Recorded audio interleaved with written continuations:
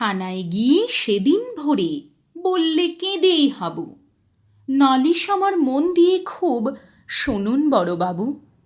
চারজন ভাই আমরা, একটা ঘরেই থাকি। দুঃখে আমি সারা দিন রাত ভগবানকেই ডাকি। বর্দা ঘরেই 7টা বেড়াল, পোষেন ছোট বড়। মেজদা পোষেন 8টা কুকুর, যতই বারণ করো। সেস্তা পাগল 10টা ছাগল, রাখেন ঘরেই বেঁধে।